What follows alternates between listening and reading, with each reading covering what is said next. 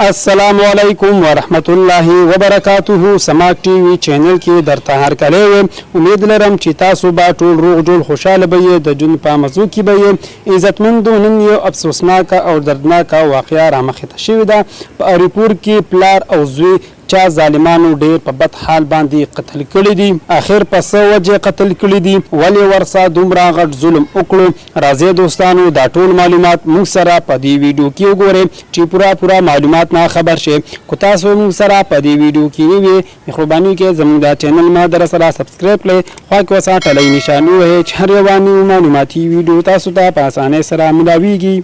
دوستانو الله تعالی دې خپل رحم وکړي. دا ظلمونه او قتلونه نن سبا ډیر زیات شوي دي. په هریپور کې پلار او زوی قتل شوي دي. موږ ته اطلاع را رسیدلې ده چې دوی کور کې لانجاوه یعنی یو بل سره اورانو. په دې وجه سره صدام خان چې هریپور یونیورسيټي کې سبق وایو چې پلار سره یو ځای چا ظالمانو ډیر بې دردۍ سره قتل کړو. الله تعالی دې مغفرت نصیب کړي او کور والو ته دې الله تعالی د زړه صبر ورکړي. د دوه مقتولو سره د نورو کسانو اطلاع هم راغلي ده چې نور کسان هم ورسره چا ظالمانو ډیر بې دردۍ سره قتل کړي دي. پولیس والا تفتیش شروع کړی دی. دعا کوي چې دا ظالمان زر تر زره گرفتار کړي شي. عزتمندو تر څو چې مونږه دغه نګي چپ او خاموش ناسو دا ظلمونه دا قتلونه به مو سره کیږو.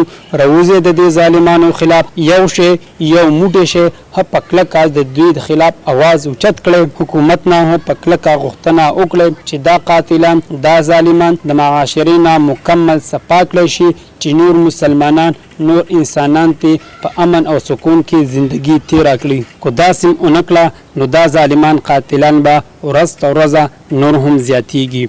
دوستانو دا وا زموږ د دې وخنی معلوماتي ویډیو د نورو نیو معلوماتي ویډیو د لپاره زموږ د چینل ما در سره سبسکرایب کړئ، خو کې وسه غنټه نشانه وای چې هر یو نیو معلوماتي ویډیو تاسو ته په اسانه سره ملاويږي. والسلام.